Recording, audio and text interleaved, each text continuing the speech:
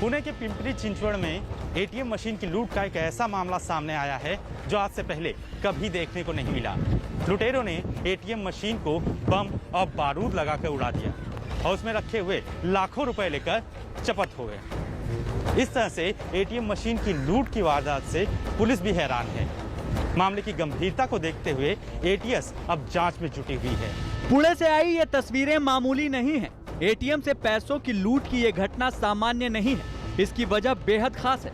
ATM को लुटेरों ने न तो तोड़ा और न ही गैस कटर से काटा। इसके लिए उन्होंने जो तरकीब अपनाई वो इससे पहले देश में कहीं देखा सुना नहीं गया।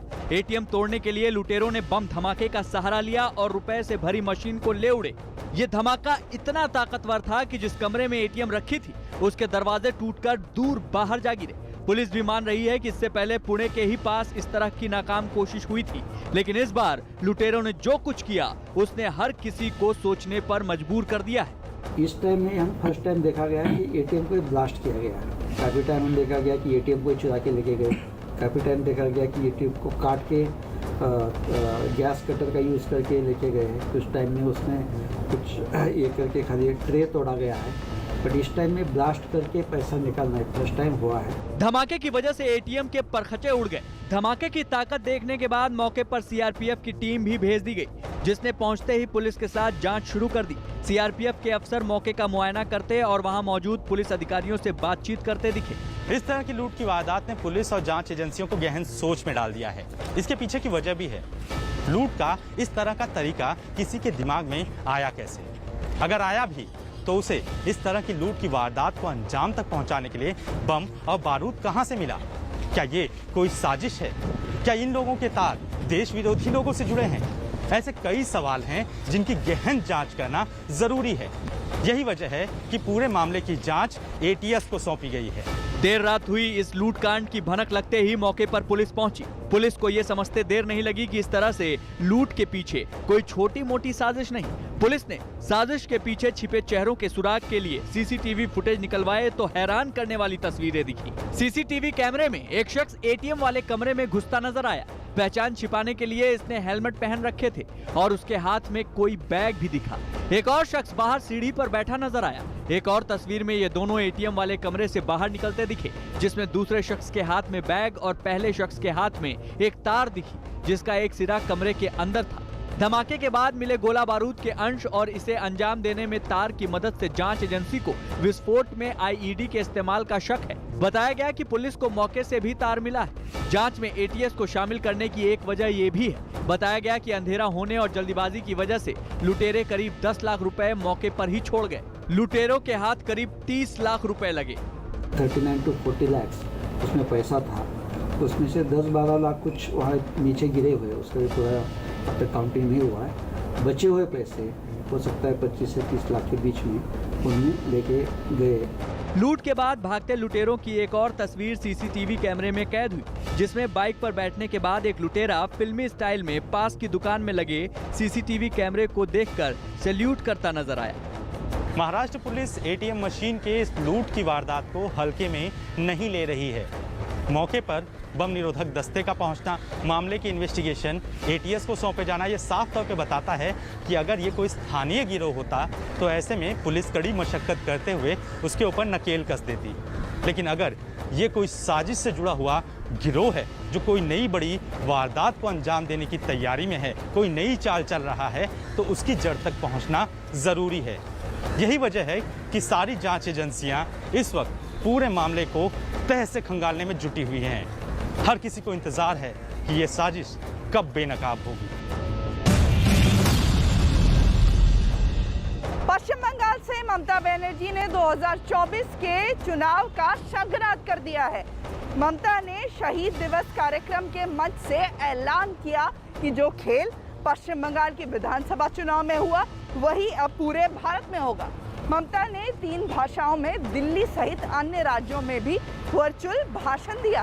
साथ ही ये भी कहा कि अगले हफ्ते वो दिल्ली जाएंगी और विरोधी दल के नेताओं के साथ बैठक करेंगी। यानी संकेत साफ है कि ममता 2024 के चुनाव का बिगुल बजा चुकी हैं। शहादत के मंच से सियासी महाभारत का ऐलान। मुख्यमंत्री ममता बनर्जी ने कोलकाता में अपने साथ रहे कांग्रेस के 13 कार्यकर्ताओं की मौत पर शहादत दिवस मनाने का फैसला किया था। कार्यक्रम तो कोलकाता में था, लेकिन इसे वर्चुअल रैली का रूप देकर दिल्ली, यूपी और गुजरात समेत कई राज्यों में दिखाया और सुनाया गया। और ममता की इस वर्चुअल रैली का सबसे बड़ा ऐलान है खेला होवे, यानी कि 2021 में बंगाल में जो खेला हुआ उसे वो 2024 में पूरे देश में दोहराना चाहती हैं। त्याग का नाम है हिंदू, ईमान का नाम है मुसलमान, प्यार का नाम है ईसाई और सिखों का नाम है बलिदान। ये हमारा प्यारा हिंदुस्तान, सारे जहां से अच्छा हिंदुस्तान हमारा। इसके लिए आगे बढ़ाने के लिए आगे বাড়বার জন্য বুথ কর্মীরা যেমন আমাদের ইলেকশনে কাজ করেছেন, ছেড়ে দিলে চলবে না। খেলা হবে, খেলা একটা হয়েছে, 5ই মের রেজাল্ট আপনারা পেয়েছেন। খেলা আবার হবে, যতদিন বিজেপিকে ভারতবর্ষ থেকে বিতাড়িত আমরা না করতে পারি ততদিন রাজ্যে রাজ্যে খেলা হবে, এভরি বুথে খেলা হবে, সমস্ত জায়গায় খেলা হবে। ममता शहीदी दिवस के साथ साथ वर्चुअल सभा करने लगी तो दिल्ली में बीजेपी ने ममता के राज में हुई राजनीतिक हत्याओं के विरोध में शहीदी दिवस मनाया। कोलकाता में ममता ने अपने कार्यकर्ताओं को श्रद्धांजलि दी तो बीजेपी ने दिल्ली से लेकर कोलकाता तक बीजेपी और संघ कार्यकर्ताओं की हत्या के विरोध में प्रदर्शन किया। कुल मिलाकर बंगाल, दिल्ली, गुजरात और यूपी तक ममता के वर्चुअल संबोधन ने राजनीतिक हलचल मचा दी। कोलकाता में ममता के वर्चुअल भाषण ने दिल्ली में भी सियासी सरगर्मी बढ़ा दी, जहां पर ममता के इस भाषण को सुनने के लिए शरद पवार, पी चिदम्बरम सहित कई विरोधी दल के नेता कॉन्स्टिट्यूशन क्लब पहुंच गए। ममता ने उन्हें देखकर ये कहा कि वक्त आ गया है कि सभी विरोधी दल एकजुट होकर साथ बैठें और आगे देश किस दिशा में जा रहा है इस पर चर्चा करें। साथ ही ममता ने ये साफ कहा है कि विरोधी दलों को एकजुट होकर एक फ्रंट बनाना पड़ेगा जिसके जरिए बीजेपी का मुकाबला किया जा सके। बंगाली, हिंदी और अंग्रेजी, ममता बनर्जी ने अपनी बात देश के कई राज्यों तक पहुंचाने के लिए इन तीनों भाषाओं का इस्तेमाल किया और 2024 के राजनीतिक एजेंडे को आगे बढ़ाने के लिए उन नेताओं का स्वागत किया जो उनके वर्चुअल कार्यक्रम में शामिल हुए। ममता के कार्यक्रम में शामिल होने के लिए दिल्ली के कॉन्स्टिट्यूशन क्लब में एनसीपी अध्यक्ष शरद पवार और पार्टी नेता सुप्रिया सुले आए। कांग्रेस से पी चिदम्बरम और दिग्विजय सिंह पहुंचे। डीएमके से तिरुचि शिवाई, आरजेडी से मनोज झा शामिल हुए। आम आदमी पार्टी से संजय सिंह आए तो शिवसेना से सांसद संजय राउत भी ममता के कार्यक्रम में शामिल हुए और समाजवादी पार्टी से सांसद रामगोपाल यादव और जया बच्चन के अलावा अकाली दल से सरदार बलविंदर सिंह ममता के वर्चुअल कार्यक्रम में शामिल हुए। कोई मेरे को पूछता है बीजेपी कैसा पार्टी है, मैं तो कहने चाहूंगी कि बीजेपी एक हाई लोडेड वायरस पार्टी है। कोरोना का वायरस अब देखा, इससे बहुत सारे ज्यादा वायरस बीजेपी पार्टी में हैं। बंगाल में जो हिंसा कई सालों से चल रहा है, टीएमसी उसके एकदम अंतिम पर्याय तक ले गया है जो कि लोकतंत्र में कल्पना नहीं कर सकते हैं। चुनाव के बाद लगभग 45 कार्यकर्ता की हत्या हुई है। कल भी रायगंज में हमारे कार्यकर्ता की हत्या हुई, पेड़ में टांग दिया गया है। निशंस रूप से हमारे 175 कार्यकर्ता की हत्या हुई है। वो समाज के सामने, देश के सामने लाना चाहते हैं। बंगाल की चुनावी जीत ने ममता समेत विपक्ष को सियासी ऑक्सीजन जरूर दी है, लेकिन 2024 का लक्ष्य बहुत बड़ा है और वहां तक पहुंचकर बहुमत हासिल करने की मंजिल आसान नहीं।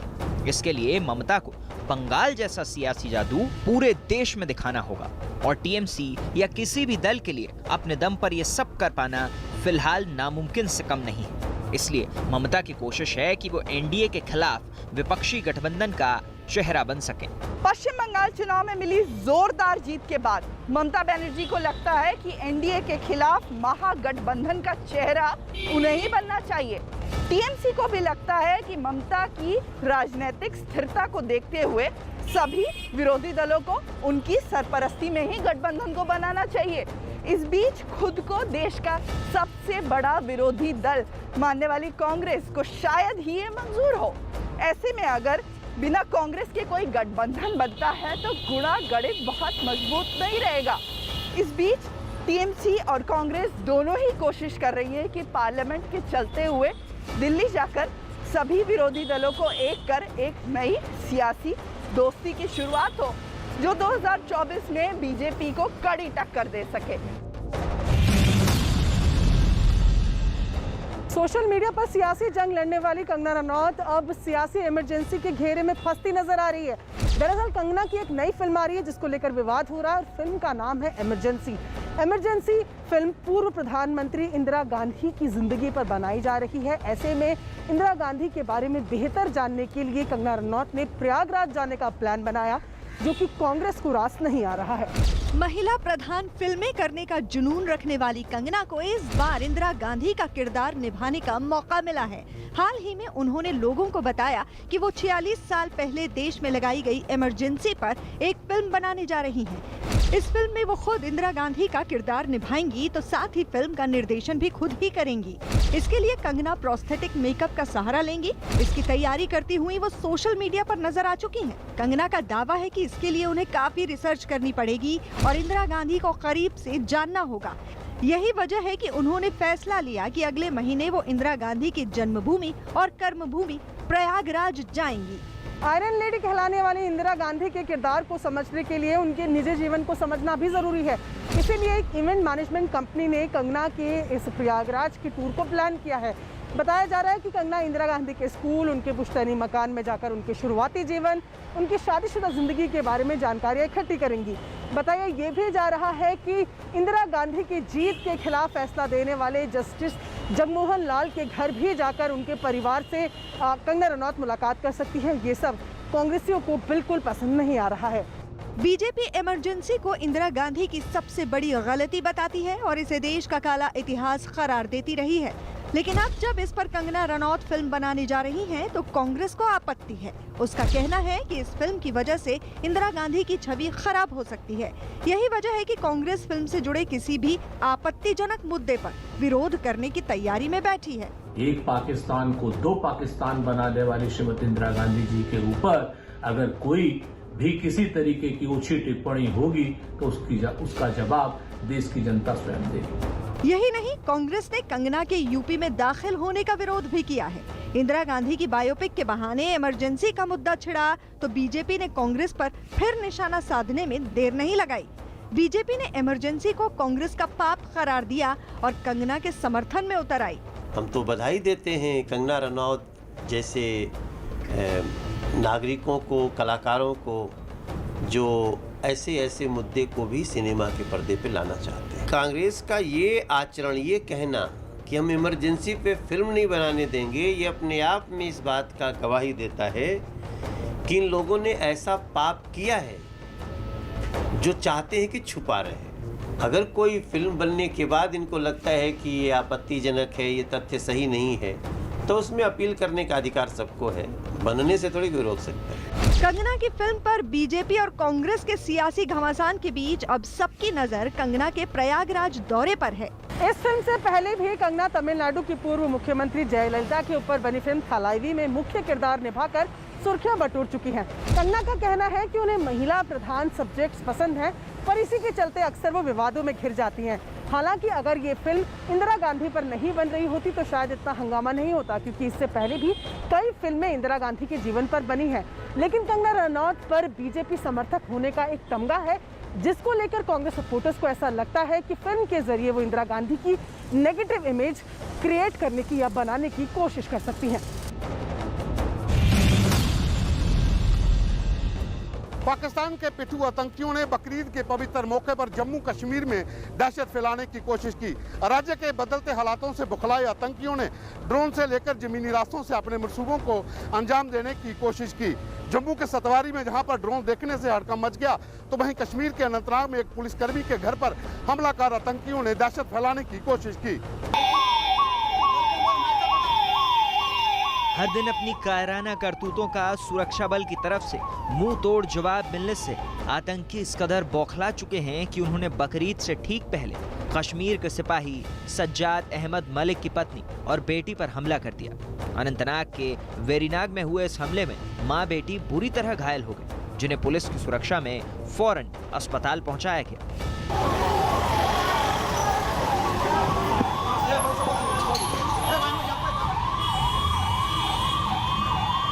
अस्पताल ले जाते वक्त दोनों की हालत गंभीर दिखी। हालांकि इलाज के बाद दोनों को खतरे से बाहर बताया गया। बकरीद से पहले पुलिस के परिवार पर हमले को आतंकियों की हताशा माना जा रहा है। इस हमले में जैश ए मोहम्मद के आतंकियों का हाथ बताया जा रहा है। कुछ दिन पहले जम्मू कश्मीर पुलिस ने बडगाम जिले में लश्कर तोयबा के आतंकियों के गिरोह का पर्दाफाश करते हुए 5 लोगों को गिरफ्तार किया, जिनके कब्जे से भारी मात्रा में गोला बारूद और हथियार बरामद किए गए। एक तरफ जहां सुरक्षा बलों और मासूम लोगों को आतंकी निशाना बना रहे हैं, तो वहीं दूसरी तरफ ड्रोन से साजिशें रचते भी दिख रहे हैं। मजहब के नाम पर दहशत फैलाने वाले आतंकियों को बकरीद जैसे पवित्र मौके की भी परवाह नहीं। बकरीद के मौके पर लोगों को डराने के मकसद से जम्मू में एक बार फिर ड्रोन नजर आए। बताया गया कि आज तड़के 4 बजे जम्मू एयरपोर्ट के पास फिर 2 ड्रोन देखे गए। ये ड्रोन जम्मू सिविल एयरपोर्ट और एयरफोर्स स्टेशन के मोहल्ला पीर बाबा में देखे गए। खबर मिलते ही सुरक्षा एजेंसियों ने सर्च ऑपरेशन शुरू कर दिया, लेकिन उन्हें कुछ नहीं मिला। दोनों ड्रोन बहुत ज्यादा ऊंचाई पर बताए गए। इससे पहले 27 जून को जम्मू एयरफोर्स स्टेशन पर ड्रोन से हमला हो चुका है और जम्मू के कई इलाकों में मिलिट्री स्टेशन और भारत पाक सीमा पर ड्रोन दिख चुके हैं। सुरक्षा बल की कार्रवाई के बाद कई ड्रोन पाकिस्तान की तरफ भागते भी देखे गए थे। चूंकि ड्रोन दिखने के मामले 15 अगस्त से पहले अचानक बढ़ गए हैं, इसलिए सुरक्षा बल की चिंता और चुनौतियां दोनों में इजाफा हुआ है। इस बीच खुफिया एजेंसियों ने जम्मू के सतवारी इलाके को एक बार फिर से आतंकियों के निशाने पर बताया है। दावा किया गया है कि आतंकियों के निशाने पर कुछ अहम संस्थान हैं। सतवारी इलाके में हमले के मकसद से लश्कर के 3 आतंकियों का गुट आरएसपुरा सेक्टर के जरिए भारतीय सीमा में घुस चुका है। इसके अलावा आतंकियों का एक गुट जम्मू श्रीनगर हाईवे पर आईईडी प्लांट करने की भी साजिश रच रहा है। आतंकियों की साजिश में बार बार सतवारी का जिक्र आ रहा है। सतवारी वही इलाका है जहां आतंकियों ने एयरफोर्स स्टेशन के टेक्निकल एरिया में ड्रोन के जरिए विस्फोटक गिराए थे। आतंकी हमले की साजिश बार बार और लगातार रच रहे हैं, लेकिन ज्यादातर मामलों में उन्हें नाकामी हाथ लग रही है। इन दिनों आतंकी संगठनों को पैसे की किल्लत से भी जूझना पड़ रहा है, क्योंकि सरहद पर सुरक्षा बल की चौकस निगाहों से आतंकी बच नहीं पाते। इसलिए अब आईएसआई ने नार्को टेररिज्म को बढ़ावा देना शुरू कर दिया है। पुलिस ने जम्मू में मादक पदार्थों की तस्करी करने वाले एक युवक को दबोचा है। बताया गया कि मादक पदार्थों की तस्करी के लिए भी ड्रोन का इस्तेमाल हो रहा है। आईएसआई की साजिश नशे की लत डालकर कश्मीर के युवाओं की जिंदगी बर्बाद करना है। आतंकियों का कोई मजेबा दीन ईमान नहीं होता। बकरीद से पहले जिस तरह कश्मीरी सिपाही के घर पर हमला किया गया और ड्रोन से दहशत फैलाने की कोशिश की गई, ये उसका सबूत है। चूंकि कुछ दिनों के बाद स्वतंत्रता दिवस आने वाला है और इसके लिए सुरक्षा एजेंसियों को आतंकी संगठनों की हर साजिश को नाकाम करना भी एक चुनौती है।